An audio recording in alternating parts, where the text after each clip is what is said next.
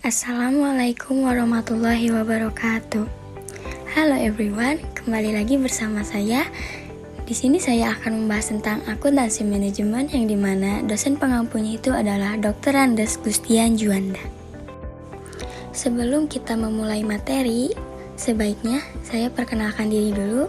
Saya bernama Tri Utami Maharani dari kelas MN21C dengan nomor induk mahasiswa 2021008040. Dalam materi ini saya akan membahas 3 pokok bahasan.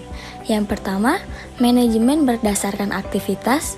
Yang kedua, penilaian aktivitas berdasarkan ukuran keuangan. Yang ketiga, ukuran non-keuangan bagi kinerja aktivitas. Selanjutnya pada pokok bahasan yang pertama, yaitu manajemen berdasarkan aktivitas. Manajemen berdasarkan aktivitas adalah suatu sistem yang terintegrasi yang mengarah perhatian manajemen pada aktivitas yang dapat memperbaiki nilai yang diterima konsumen atau customer value dan meningkatkan laba yang diperoleh dengan menyediakan nilai yang sudah diperbaiki tersebut. Manajemen berdasarkan aktivitas mencakup perhitungan harga pokok dan analis nilai proses. Jadi mencakup 2 dimensi, yaitu dimensi biaya dan dimensi proses. Dimensi biaya memberikan informasi biaya mengenai sumber daya, aktivitas, produk, dan pelanggan. Seperti yang disajikan, biaya sumber daya ditelusuri ke aktivitas dan kemudian biaya aktivitas dibebankan pada produk dan pelanggan. Aktivitas berbasis biaya ini berguna untuk perhitungan harga pokok, manajemen biaya yang bersifat strategis, dan analis taktis. Sedangkan dimensi proses memberikan informasi tentang aktivitas apa yang dilakukan, mengapa dilaksanakan, bagaimana sebaiknya suatu aktivitas dilaksanakan. Untuk memahami bagaimana dimensi proses berkaitan dengan perbaikan yang berkesinambungan, perlu memahami lebih dalam tentang analis nilai proses. Analis nilai proses mendefinisikan akuntansi pertanggungjawaban berdasarkan aktivitas, berfokus pada pertanggungjawaban aktivitas bukan pada biaya, dan menekankan maksimasi kinerja sistem secara menyeluruh, bukan kinerja individu. Analis nilai proses memungkinkan akuntansi pertanggungjawaban kontemporer dapat dijalankan. Analis nilai proses memusatkan pada 3 aspek, yaitu analis penggerak, analis aktivitas, dan analis kinerja. Yang pertama saya akan membahas tentang analis penggerak. Mengelola aktivitas memerlukan pemahaman tentang apa yang menyebabkan biaya aktivitas. Setiap aktivitas memiliki masukan dan keluaran. Masukan aktivitas atau activity input merupakan sumber daya yang dibutuhkan oleh aktivitas untuk memproduksi keluaran. Keluaran aktivitas atau activity output merupakan hasil atau produk dari aktivitas. Ukuran keluaran aktivitas atau activity output measure menunjukkan beberapa banyak aktivitas tersebut dilakukan dan merupakan ukuran yang dapat dikuantifikasi. Ukuran keluaran yang efektif adalah ukuran permintaan yang ditempatkan pada aktivitas, dan itulah yang disebut penggerak aktivitas atau activity driver. Dengan merubahnya permintaan aktivitas, biaya aktivitas berubah. Namun, ukuran keluaran mungkin tidak dan biasanya tidak berhubungan dengan penyebab utama biaya aktivitas. Ukuran tersebut merupakan konsekuensi dari aktivitas yang dilakukan.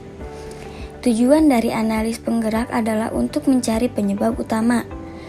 Jadi, analis penggerak adalah usaha untuk mengidentifikasi faktor-faktor yang jadi penyebab utama biaya aktivitas.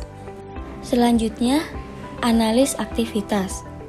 Analis aktivitas merupakan inti analis proses. Analis aktivitas merupakan proses mengidentifikasi, menyusun gambar, dan mengevaluasi aktivitas-aktivitas dalam suatu organisasi. Analis tersebut seharusnya dapat mengidentifikasi aktivitas yang dikerjakan. Berapa banyak orang yang melaksanakan aktivitas tersebut?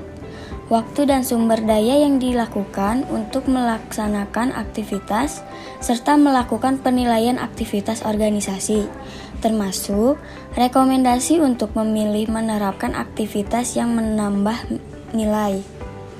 Langkah terakhir ini merupakan tahap yang paling penting dalam mengklasifikasi aktivitas, penambahan nilai dan aktivitas bukan penambahan nilai.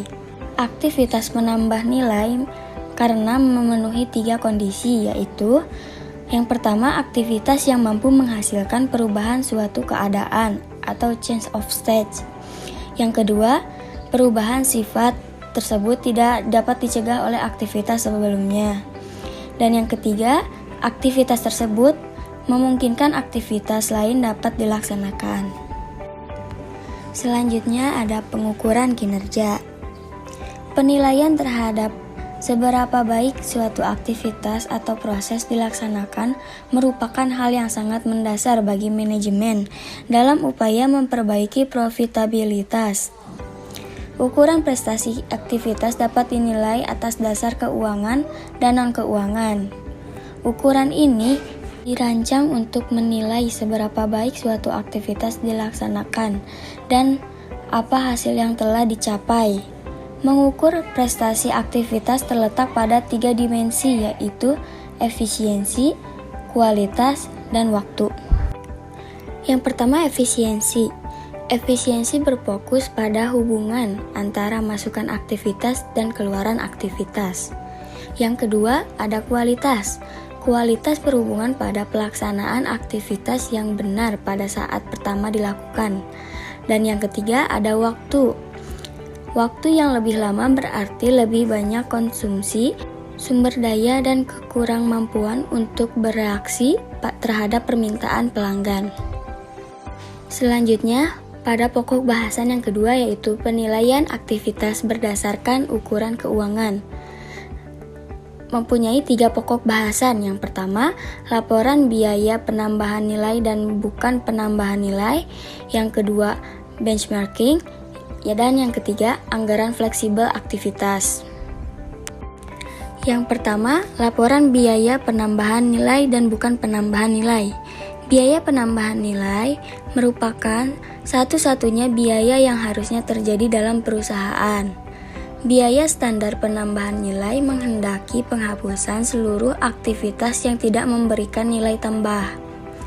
Biaya standar yang mempunyai nilai tambah menghendaki juga penghapusan aktivitas yang tidak efisien, yang perlu tapi tidak dilaksanakan secara efektif. Biaya yang dapat memberikan nilai tambah dapat dihitung dengan mengalihkan standar ideal dengan harga standar. Biaya bukan penambah nilai dapat dihitung dengan cara mengalih selisih tingkat aktivitas sesungguhnya dengan tingkat aktivitas standar dikalikan dengan harga standar per unit. Berikut bernilai tambah biaya. Bernilai tambah biaya sama dengan SQ dikali SP.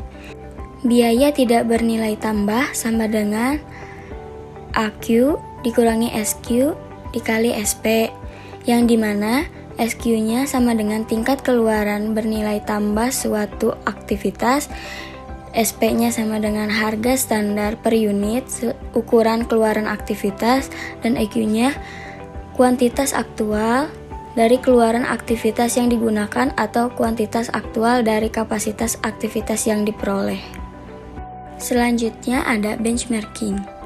Pendekatan lain dalam penentuan standar yang digunakan untuk membantu mengidentifikasi peluang perbaikan aktivitas disebut benchmarking, yang merupakan praktek terbaik sebagai standar untuk mengevaluasi kinerja aktivitas dalam suatu organisasi, yang dilakukan perbandingan antara unit yang berbeda yang melakukan aktivitas yang sama. Unit dan kinerja yang baik ditetapkan sebagai standar, sementara itu unit yang lain menjadikan standar sebagai target yang harus dipenuhi ataupun dilampaui. Tujuan dari pendekatan ini adalah menjadi yang terbaik dalam pelaksanaan aktivitas dan proses. Selanjutnya, anggaran fleksibel aktivitas. Anggaran fleksibel aktivitas memungkinkan dilakukannya prediksi biaya aktivitas yang akan terjadi dengan berubahnya aktivitas. Analis varians dalam kerangka aktivitas ini membuat manajer dapat membagi biaya aktivitas menjadi komponen nilai tambah dan tidak bernilai tambah, membedakan antara dampak biaya dan dampak volume, serta melaporkan biaya kapasitas aktivitas yang digunakan atau yang tidak.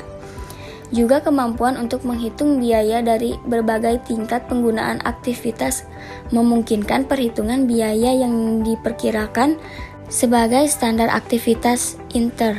Selanjutnya pada pokok bahasan yang ketiga yaitu ukuran non-keuangan bagi kinerja aktivitas.